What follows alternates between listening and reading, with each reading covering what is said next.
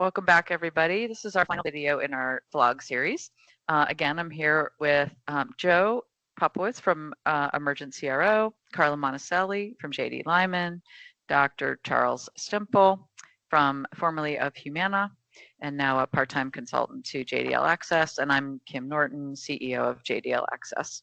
So in this last conversation, I think we've had some really good discussions about whether to bill in a study, excuse me, how to bill in a study, all of the ins and outs of how it all works. I think, Joe, what I would like to better understand from your perspective as a contract research organization out there working with the sites every day is if a device company does decide to move forward with billing in a study, whether it's routine care and or for the investigational device itself, if they're category B. Right. How does that impact the work that you do with the sites on a daily basis? How does it impact enrollment? How does it impact how the sites interact with you and think about this whole study?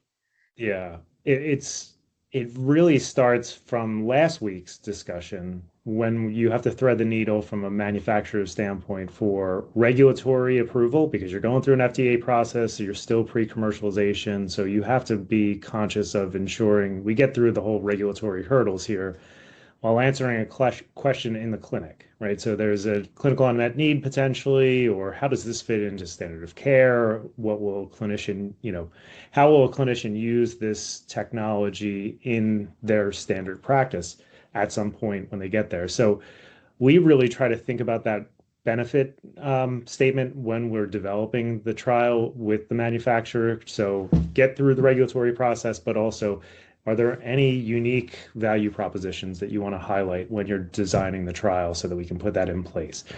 That obviously has some implications too from the site standpoint because now it's extra work potentially or extra assessments, patient-reported outcomes, or things that we're going to assess, multiple imaging modalities that we had talked about in the last series as well, where we might do earlier time points.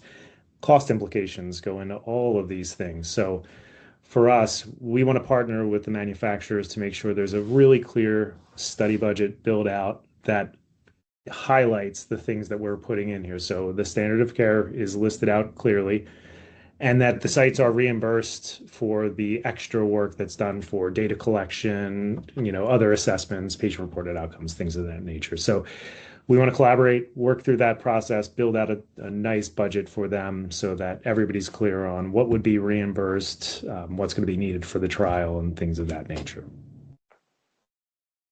Joe, I think this is sort of the major question that everybody has, right? And you're out there working with them on a daily basis.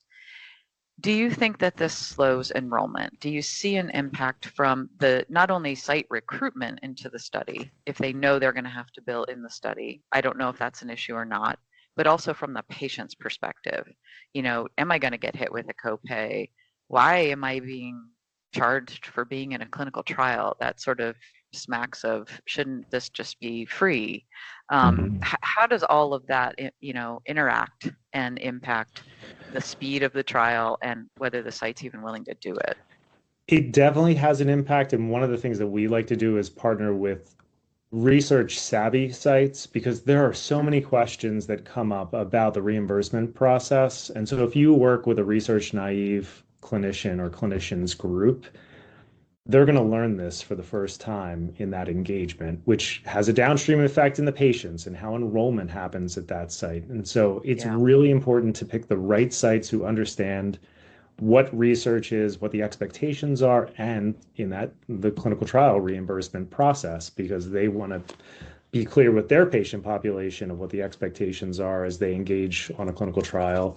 And I know we've talked about the IRB process in preparation of this, but making sure how they communicate with their patients in the informed consent process and teach them what the process would be like for them as they engage in this clinical trial, because there's so many implications for it. And that could have a downstream impact on the actual enrollment and then commercialization of the product.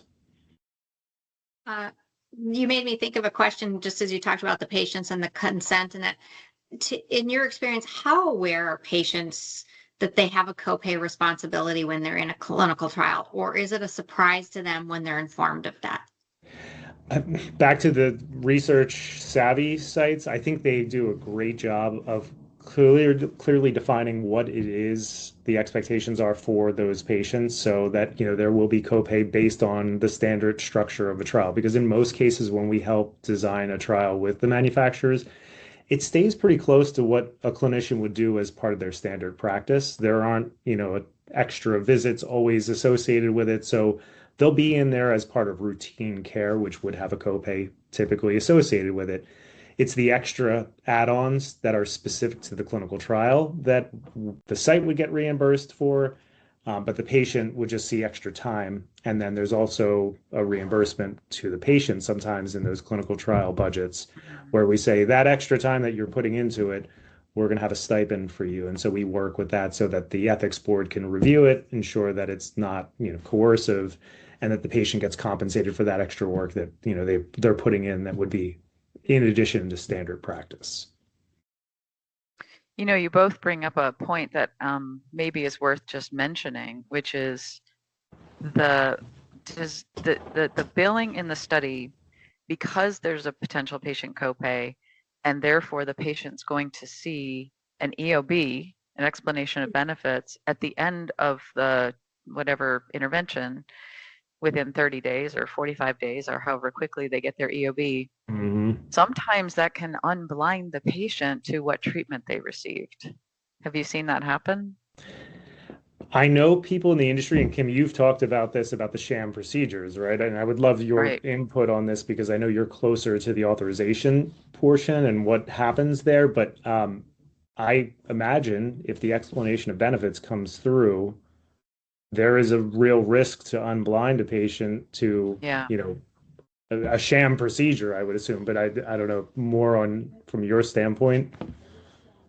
It's definitely something that we have to think about because, I think sometimes we don't think through the ultimate implications of billing being the patient might actually see this. And if it's important to keep the patient blinded to what they receive, or even the physician, if the physician's office is doing the billing and runs something by the physician and unblinds the physician, I think Dr. Semple would say the payers take that blinding component very seriously. And so I think we just have to think about the implications.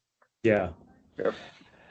I've heard in the EMRs there's fields more recently added where there are research patients, so they can program it in there in some ways, but I haven't seen that blanket. And I think, again, back to every site is different, every EMR build is different. Sometimes if they can do that, because some at the site level, there may be blinded physicians and unblinded physicians, and there's definitely a process around it. I'm not as close to it, but I have definitely heard that through some of the implementations we've done. So yeah, that'd be a good use of the EMR.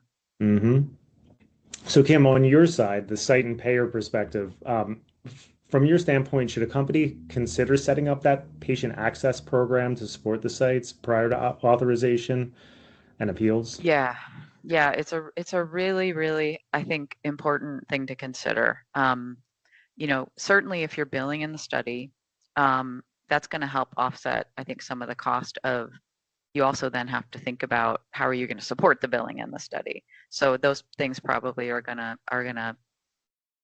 net each other out a little bit in terms of cost. But I do think it's worth investing in that, because if you ask your site to do all this, even if they're research savvy, if you ask them to potentially prior auth something, potentially appeal it if it gets denied, if Dr. Stemple said, oh, I don't think this is worthy of paying, this clinical trial or this patient in this clinical trial, you're going to have to appeal it, or you should think about appealing it, because it's worth doing to try to get that ultimately overturned.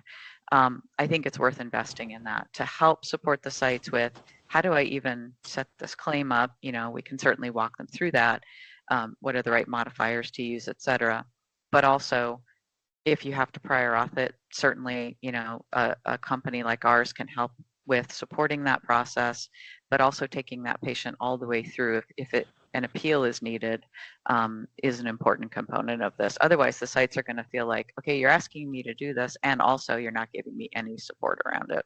Right. And to your point, if the patient should inadvertently get a EOB, and it has, the health plan says, oh, whatever we would say, have a $10,000 bill because you're in this clinical Right. trial and we're not paying for this. So, however you make a patient aware, or how that patient support and communications line set up so that patient is mortified when they open up that envelope and says, what in the world is going on?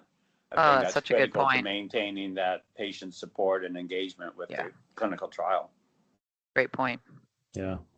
So Kim, from your standpoint, when would that program be set up? Is it post the IDE approval so that you know what the structure of the trial is to get the authorization process set up, or is there a time frame that's even before the IDE? Yeah, that's a great question. I actually hadn't thought about that. So I mean, honestly, I think it's best if you can try to plan it as early as possible. I know there's not always a guarantee that the IDE study is going to get approved at all, but hopefully through the conversations with the FDA, when you're getting closer, hopefully it's going to be a category B, but even if it's not, we can certainly help on the routine care part of it. So I think as you're working with the FDA and you're getting a little bit closer, maybe 30 to 60 days out of that study starting potentially, is probably a good time to bring in patient appeal support, because we'll need some time to set it up, work with the manufacturer, work with the sites, all of that, to get that organized and get the platform set up to track it, et cetera. So yeah, I'd say, at least 30, ideally 60 days before, as you're feeling more confident that it's going to get approved. Yeah. And I would also say, if you do get a category A and want to appeal it, there are definitely folks who can help with that process. And I don't know if you do that, Joe, but I wouldn't just accept that if you feel it is a category B. Yep. So I think those are probably our final thoughts of this vlog series, unless anybody wants to add anything before we end the video. Thank you for organizing, Kim. It's been, I've learned a lot, and hope others have as well. So thank you for doing that. Thank you. Thank you all for being here. I've learned a lot as well, and I appreciate it. And hopefully others will as well. So thanks everybody for joining us.